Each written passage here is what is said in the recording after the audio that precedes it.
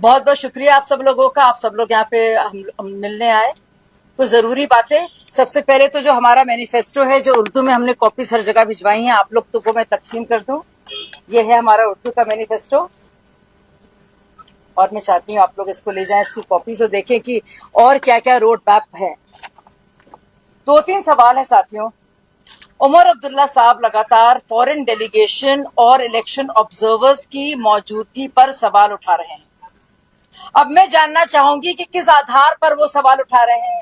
ये और कांग्रेस पार्टी का जो नापाक गठबंधन है और उनके अकॉर्ड्स के वजह से पहले कितना डिस्कॉर्ड रहा है वैली में, घाटी में, वो लोग बताएंगे। वो लोग बताएंगे जो बाकायदा जब हमारी सेना जीत रही थी, जो जा रहे थे यूनाइटेड नेशंस, वो लोग बताएंगे। क्योंकि हम सब जानते हैं नेहरू जी ने क्या किया था उस वक्त और किस तरह से वो यूएनएससी में सारा मुद्दे को लेके गए। उसके बाद वो लोग कहेंगे जिसकी पार्टी से चाहे सलमान खुर्शीद हो, चाहे मणिशंकर अय्यर हो, जो बाकायदा जाते हैं वहां पे पाकिस्तान में और भीख मांगते हैं और कहते हैं हमें असली जमहूरियत चाहिए, हमें असली आजादी चाहिए, दिलवा दीजिए। पाकिस्तानियों के पास जाते हैं और बाकायदा सरकार को बदलने का प्लान बनाते हैं। ये वो लोग बताएंगे हमको जो कहते हैं कि पाकिस्तान के साथ डायलॉग जरूरी है, बावजूद इसके कि उनके वजह से हमारे कितने नौजवान मरे, हमारे अपने हिंदू और मुस्लिम भाई बहन, हमारे कश्मीरी नौजवान, कितनी कितनी लड़कियां बेवा हों। सोचिए। तो इनसे ये सवाल पूछना जरूरी है। और अब उनको तकलीफ हो रही है कि फॉरेन डेलीगेशन और ऑब्जर्वर्स आए हुए हैं। तीसरी और बहुत जरूरी बात, ये लोग जो बाहर जाके रोते हैं, राहुल गांधी कभी जर्मनी कभी अमेरिका जाके उल जलूल बातें करते हैं और देश की इलेक्टोरल डेमोक्रेसी पर, हमारी जमहूरियत पर सवालिया निशान खड़े करते हैं। अब उनको बड़ी तकलीफ हो रही है कि वहां से यहाँ पे देखने के लिए कि किस तरह से फेयर एंड फ्री इलेक्शंस हो रहे हैं, उनको बड़ी तकलीफ हो रही है।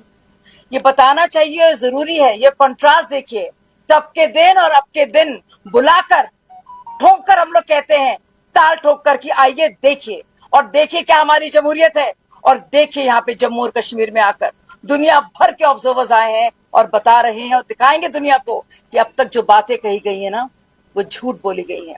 ये वो हमें समझाएंगे जो पाकिस्तान के साथ ना मुज़ाकरात की बात कर रहे हैं, तिजारत की बात कर रहे हैं और एलओसी ट्रेड की बात कर रहे हैं। ये वो लोग हैं जो हमें बताएंगे कि हमें चेताएंगे और डराएंगे कि देखिए चीन के जो सैनिक हैं कैसी मार पिटाई कर रहे हैं हमारे सैनिकों के साथ। ये वो लोग हैं जो हमें बताएंगे जो लगातार कह रहे हैं कि हमें डरना चाहिए और चाइना की मदद मांगनी चाहिए। ये वो लोग हमें बताएंगे जो लगातार पाकिस्तान की बात करते हैं और कहते हैं संभल के चलना चाहिए, उनके पास एटम बम है। ये वो लोग हमें बताएंगे कि फॉरेन जो इलेक्शन ऑब्जर्वर्स हैं उनकी मौजूदगी यहाँ पे सही नहीं है। शर्म आनी चाहिए उमर अब्दुल्ला को, और पहले आईना तो देखें कौन इंसान क्या बोल रहा है। अब उनके कहने पर और जिस तरह से उन्होंने शर्मसार किया है राहुल गांधी जी को, राहुल गांधी जी पहुंचे वहां पे भी उनकी कितनी समझ है पीओके को लेकर और रेफ्यूजीज को लेकर, वो आप सब लोगों ने देख ली। अब कह रहे हैं कि वो गलती से उन्होंने कहा है, लेकिन सोचिए उमर अब्दुल्ला के कहने पर, उनको शर्मसार करने पर, एक हिकारत की तरह से एक नसीहत देने पर बड़ी मुश्किल से राहुल जी किसी तरह से पहुंचे और जम्मू में जाकर भी उन्होंने गुल खिला दिए। वो सब आपने देखा। साथ ही बहुत जरूरी सवाल लगातार ये लोग पूछ रहे हैं और कह रहे हैं क्या कुछ किया है, क्या कुछ हुआ है वैली में। और मैं आपके सामने, हमारे मैनिफेस्टो का भी हिस्सा है, आपको पूरा ब्यौरा देना चाहती हूँ। क्योंकि साथियों, सेहत, तालीम, रोजगार का कोई मजहब नहीं है, कोई जात नहीं है, कोई उसका रीजन नहीं है। सेहत, तालीम, रोजगार का की कोई धर्म या मजहब नहीं है। और इसीलिए मैं आपको बताना चाहती हूँ, इन लोगों से सवाल पूछिए जो दुनिया भर के सवाल पूछते हैं हमसे, और मैं सिर्फ कुछ आंकड़े पेश करूंगी क्योंकि आंकड़े और डेटा झूठ नहीं बोलता। 2019 से पहले कितने मेडिकल कॉलेजेस थे? 4। अब कितने हैं? 11। उससे पहले कितनी मेडिकल सीट्स थी? 300, माफ कीजिएगा 500। अब कितनी है? 1300। इन्फेंट मोर्टेलिटी रेट, बच्चों का जो इन्फेंट मोर्टेलिटी रेट है, मरने का क्या था? 22। अब कम होकर सिर्फ 7 सालों में 16 हो गया है।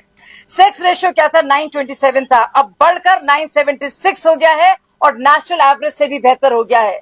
वो जम्मू और कश्मीर के लोग जो लगातार सर झुकाकर परेशान होते थे और कहते थे क्या अमन बहाली हो, हम लोग भी बड़े बड़े अफसर बने, आगे जाएं, हमारे यहाँ भी अमन बहाली हो और खुशहाली हो, वो अब कह रहे हैं कि हम लोग लीड कर रहे हैं और ये सिर्फ 7 सालों में हुआ है। अगर इन सारे सवालों का जवाब जो मैं आपको बताऊंगी, आंकड़े दूंगी, इसके बारे में तीनों पार्टियां या कोई और बता दे कि वो अगर कर सकती है तो कैसे करेंगे, उनका रोड मैप क्या है, तो उसका जवाब दीजिए। तो ये फक्र की बात है जम्मू कश्मीर के लिए कि 927 का जो था वो बढ़ गया है और नेशनल एवरेज से भी ज्यादा है। और अगर एम्बुलेंसेस वो जो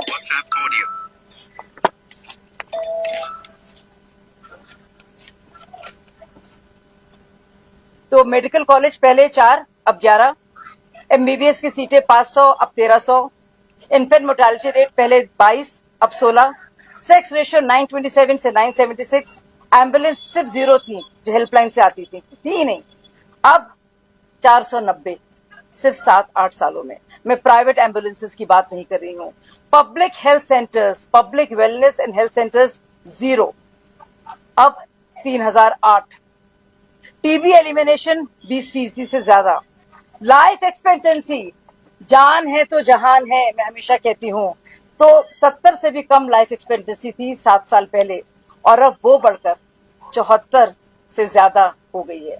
तो एक और बड़ी खुशखबरी, और ये चीजें लोगों को मैटर करती हैं। देखिए इंतखाबात होते रहेंगे लेकिन ये चीजें लोगों को छूती हैं, ये उनके बारे में है, ये उनका तजुर्बा है, ये उनका अनुभव है। अच्छा, लगातार यहाँ बातें हो रही हैं कि कुछ काम नहीं हुआ और हमने कुछ एम्प्लॉयमेंट के, मैं आंकड़े आपको पेश करती हूँ कि एम्प्लॉयमेंट को लेकर मैं नेशनल चैनल्स में भी देख रही हूँ और यहाँ पे भी देख रही हूँ कि बहुत कुछ काम हुआ है। अब सबसे पहले तो इनसे पूछिए कि इनके एम्प्लॉयमेंट का आइडिया क्या था। 300 रुपए 500 रुपए दिहाड़ी पर आप लगातार किसी तरह से वो भिजवाएं, पत्थर फिकवाने का काम करें। देखिए मैं आपको बता दूं, जम्मू एंड कश्मीर में यहाँ की आबादी है 1,40,00,000। यहाँ की सरकारी नौकरी जो है वो है 5 लाख। इसका मुकाबला कीजिए आप पंजाब से। पंजाब की आबादी है 3,70,00,000 और वहां के सरकारी मुलाजिम है 3.55 लाख, यानी कि 5 लाख यहाँ और आबादी 1,04,00,000। अब कर्नाटक पर आते हैं। कर्नाटक की आबादी लगभग 7 करोड़ है और वहां पे जो सरकारी मुलाजिम है वो है 5,10,000, यानी कि जहां पे आबादी बाकायदा 7.75 करोड़ है वहां पे 5 लाख सिर्फ हैं। और यहाँ पे बावजूद इसके कि 1,40,00,000 की आबादी है, 5 लाख लोगों को यहाँ पे बाकायदा नौकरियां हैं। वो सरकारी नौकरी की बात कर रही हूँ। अब मैं आप लोगों से बात करना चाहूंगी प्राइवेट नौकरियों की और सेल्फ एम्प्लॉयमेंट की। जहां तक बात है सेल्फ एम्प्लॉयमेंट की, तो 8 लाख नए रोजगार पिछले 5 साल में जम्मू एंड कश्मीर को दिए गए हैं। तफसील से मैं आपको उसकी डिटेल्स भी दूंगी। और मैं आपको बता दूं कि बार बार ये कहा जा रहा था, मैंने खुद सुना उमर अब्दुल्ला को कहते हुए कि गवर्नमेंट जॉब्स की वैकेंसीज जो हैं वो भरी नहीं गई। मैं आपको बता दूं कि 43,000 बाकायदा गवर्नमेंट जॉब्स में रिक्रूटमेंट हुआ है और पहले के जो कॉन्ट्रैक्ट लेबरर्स थे उसमें 10,000 लेबरर्स और वेजर्स को, डेली वेज एम्प्लॉयर्स को रेगुलराइज किया गया है। बाकी के आंकड़े भी मैं आपको पेश करती हूं। आप देखिए रिक्रूटमेंट के चलते जम्मू और कश्मीर में बैंक को देखिए या रिक्रूटमेंट और सिफारिशबाजी का जो दौर था उसमें लॉस रहा है जम्मू एंड कश्मीर बैंक का 1,140 करोड़। अब 2023 में जम्मू कश्मीर का जो मुनाफा है, जो प्रॉफिट है, वो 1,700 है। जमीन आसमान का फर्क है और हर एक कश्मीरी जम्मू के निवासी बाशिंदे के लिए ये बहुत ही महत्वपूर्ण है और जरूरी है। जिंदगी कैसे बदली है, मैं बाद में बात करूंगी झेलम फ्रंट की और बाकी जो हम देख रहे हैं बुलेवार्ड की, लेकिन आप सोचिए कि जिंदगी में कितना रद्दोबदल है। तो मैं चाहती हूँ ये सवाल पूछे जाएं और उनसे बताया जाए कि चाहे टूरिज्म हो, चाहे फिल्म पॉलिसी हो। मैं आपको बताना चाहती हूँ 2019 से पहले आप जानते हैं क्या हालात थे। मैं क्या बताऊं आपको कि अब 2022 से अब तक 102 फिल्में और web series Jammu and Kashmir में शूट की गई हैं और जो टूरिस्ट 1.62 करोड़ से 2019 में, वो आंकड़ा बहुत ज्यादा था क्योंकि कोविड में तो कुछ था ही नहीं, वो भी बढ़कर अब हो गया है 30% बढ़कर 2,11,00,000। तो साथियों, चाहे डेली वेजेस हो या वैकेंसीज हो, हमने देखा है कितनी यहाँ पे तब्दीली हुई है। मैं चाहती हूँ आप लोग इस मैनिफेस्टो को लेके जाएं और लोगों से बताएं। मैंने एक और बात आपसे कही थी, पानी की। क्या आप जानते हैं कि इतने सालों तक इन खानदानों ने जल के बारे में क्या किया है? पानी के बारे में सबसे जरूरी चीज जो हमें जिंदा रखती है। 2019 तक 31% से कवरेज था, 31% था साथियों साफ पानी की व्यवस्था, इंतजाम। और 2024 में 81% है साथियों, सिर्फ 5 साल में।